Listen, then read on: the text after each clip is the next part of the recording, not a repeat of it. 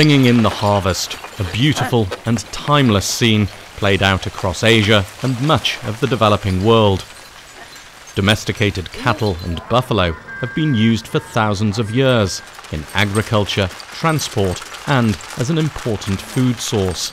They're essential to the economic fortunes of almost every country on Earth, so their importance cannot be overstated.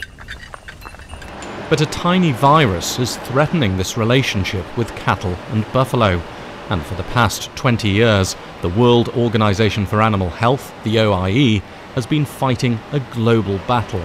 The target, FMD, foot and mouth disease.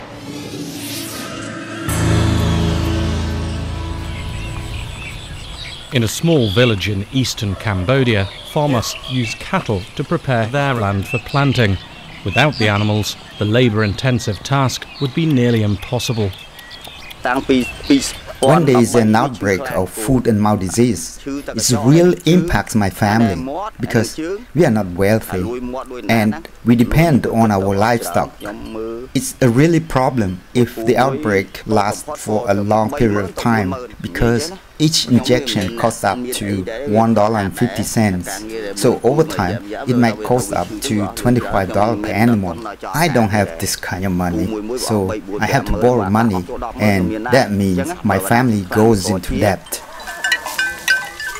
Farmers in neighbouring Laos have a more profitable use for their animals, selling them for their increasingly desirable meat. Across Southeast Asia and China, a surge in meat consumption has led to a dramatic increase in livestock rearing and trading. In Myanmar, much of the land is still cultivated using draft animals, and trading cattle is a lucrative business. Cattle markets in Mandalay's Make-Tilla district on average sell between 200 and 300 head of cattle per day. We are always aware of FMD here. It can destroy our business, so we know how to treat it and to make sure the cattle are vaccinated. That is really important. We know the symptoms of FMD very well.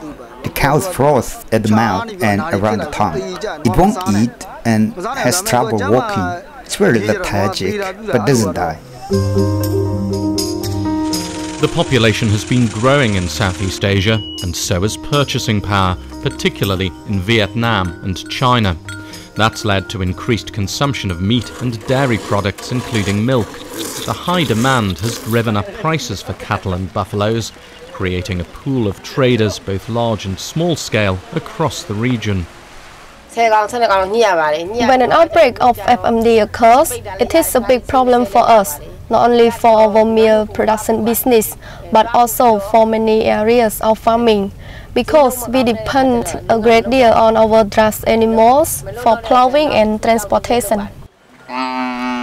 Increased financial prosperity can disappear rapidly during outbreaks of animal diseases such as FMD.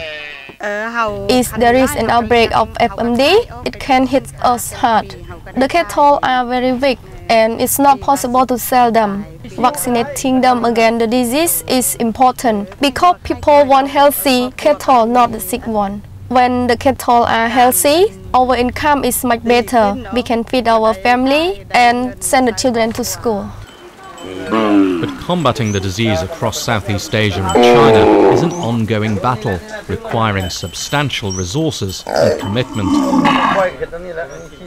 The Southeast Asian and China Foot and Mouth Disease Campaign is one of the biggest and most complex animal health programs in the world.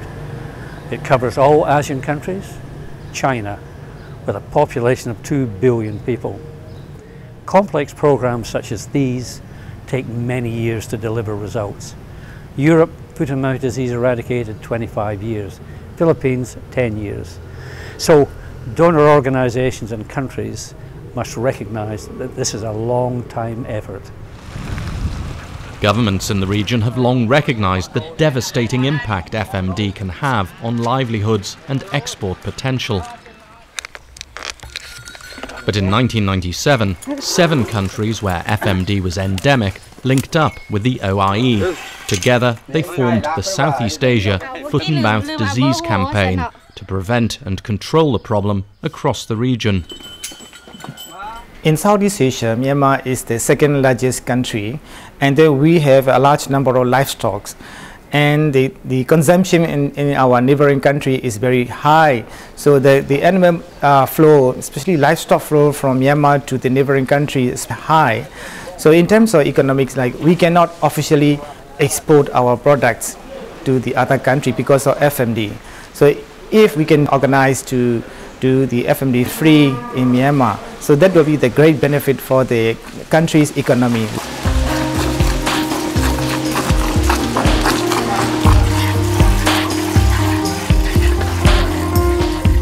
By 2001, they were joined by Indonesia, and in 2010 by Singapore and Brunei, all countries free of FMD. China, still grappling with FMD, also joined the campaign in 2010, reinforcing its regional significance. Well, the commitment of individual countries, because they're separate sovereign nations, is to actually manage the program and fund programs within their own boundaries in accordance with their own particular agriculture and economic systems. They must invest. Some richer countries invest a lot of money, some poorer countries require a lot of assistance. But the key thing about the Southeast Asia and China foot and mouth disease program is that it requires a coordinated effort. And this is where OIE comes in, through managing regional coordination through its office in Bangkok. The economic impact of an FMD outbreak cannot be underestimated, as Thailand's experience shows. As you know, the value of export in livestock sectors is about $3 billion last 2 years. If Thailand can eradicate FMD, we can increase the value of export of livestock product to maybe $4 billion. Thai government has given priority on the FMD control. Therefore, the Department of Livestock Development has allocated sufficient budget to control the FMD in the whole country. However, we regularly collaborate with our neighbor country to control the disease. Thailand has been implementing its Animal Epidemics Act strictly in an effort to expand FMD-free areas, and that strategy appears to be paying dividends. Malaysia has been working to expand the FMD-free zones beyond Sabah and Sarawak. In recent years, the country's engagement with the private sector has contributed to a reduced number of FMD outbreaks, and also facilitated imports of disease-free animals from neighbouring countries. China and Vietnam are two major markets for livestock from across the region, and they've invested heavily in vaccination and other measures to control FMD. But because of limited resources, endemic countries in the region still exist. These are the places where OIE assistance and expertise has been critical. Initiatives like pilot vaccination campaigns are proving crucial in containing and preventing the spread of FMD. Pilot vaccination here in Laos, where you can observe the vaccination going on, and we are doing the same thing also in Myanmar. In Laos, we are doing the pilot vaccination in the northern provinces to control FMD in this area and to make sure that in case of FMD incursion, all the animals are protected. This Upper Mekong is part of what we call the critical point in the movement of cattle, which is a risk in the spread of FMD.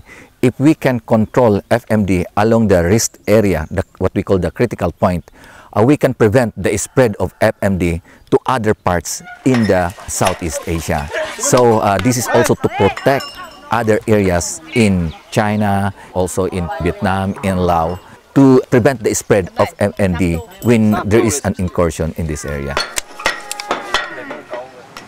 Australia's Department of Foreign Affairs and Trade has been a major donor in the fight against FMD. In 2010, it substantially increased its funding to the campaign, as well as other activities that contribute to disease prevention and control in the region. FMD, or foot and mouth disease, is Australia's most costly biosecurity risk.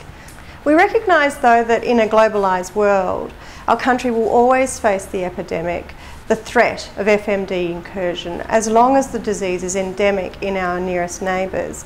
And so that's why Australia, for almost 20 years, since 1997, has supported Southeast Asia's efforts to collectively control and eventually, hopefully, stamp out FMD.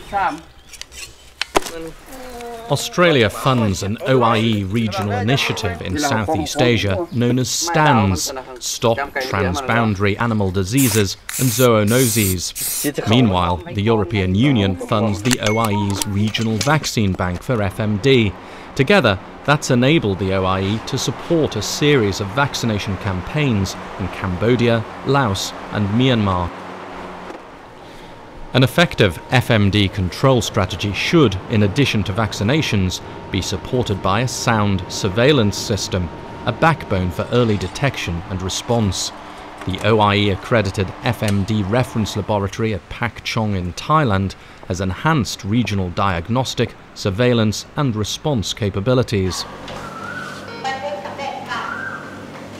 To eradicate the disease, we encourage the member country to submit more sample to us, because the more sample that we receive, we can analyze the result and we can figure out the distribution of the foot and mouth disease in the region.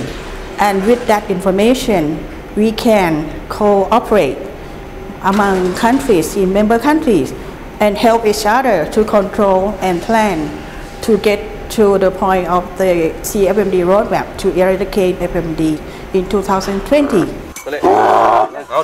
Laos, a comprehensive FMD vaccination project aims to vaccinate 8 out of 10 cattle and buffaloes in more than 24 high-risk districts across 10 provinces. A robust communications strategy has been key to the project's ongoing success. One of our campaign is public awareness. Public awareness is I think is a very big role for the control of foot and mouth disease in northern of Laos, because in northern of Laos we have so different ethnicity, different language, different understanding about the animal disease. Why I said this play a very big role, because that can engage and the farmer to bring the animal for vaccination, understanding about the disease control, the way how the disease come, and a very important thing, I think, public awareness to make the people understanding why is that foot and mouth disease important to control that economic impact to household income, for example, or disease can be affect to the daily livelihood, for example. That one is, I think, is important. Significantly reducing, if not completely eradicating, FMD by 2020 may seem impossible, but across the region, many countries have shown that with strong political commitment and adequate resources, FMD can indeed be eradicated.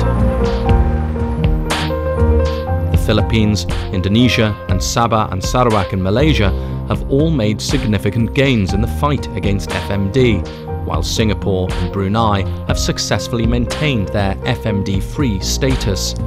The campaign's achievements over the past 20 years have been hailed as a model for regional and sub-regional coordination of animal health programs throughout the world.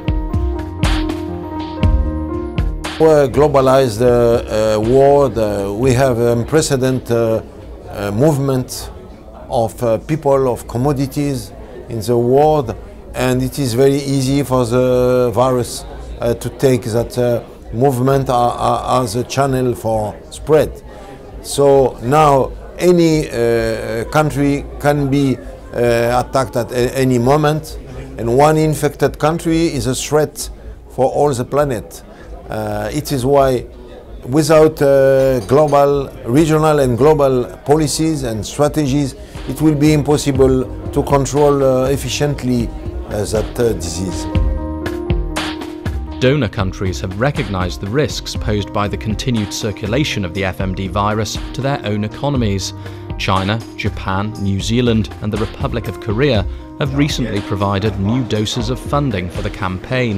Vietnam has shown that it's serious in eradicating the disease. It's spent $30 million during the last 5 years alone. It's essential to have good quality vaccines available to farmers across Vietnam. And that's why government of Vietnam has invested many millions of dollars in facility and resources to help fight against FMD. The epidemiology of the disease means that it can and will change so different regions of the country. The availability of good quality vaccines like we are producing here is absolutely essential. Despite limited resources, less developed countries are sharing the costs. In regard with the effort of our region to fight FMD and properly handle and control disease monitoring in our region. And Cambodia is going to be a part of this animal movement. And therefore, I believe also with the benefit from the private sector, as enabling the cattle industry environment, the private sector will grow. Private sector will participate in this FMD control. And for the government 2015, we regard the FMD control as part of the control of the major diseases. And the government also put an enormous budget for this 2015 into our disease control program. The dream of a region free from foot and mouth disease can become a reality, but it'll take even stronger cooperation and commitment from member countries and continued support from donors and technical partners. But the prize is well worth it. Increased trade and export earnings for member countries and sources of income and improved livelihoods for millions of people across the region. Our organization has been pivotal for the creation of SEACFMD 20 years ago. And we are very proud that SEACFMD considers as a key tool for FMD control in Asia. And we hope that we will be trusted by our national partner and donors to continue until the final goal.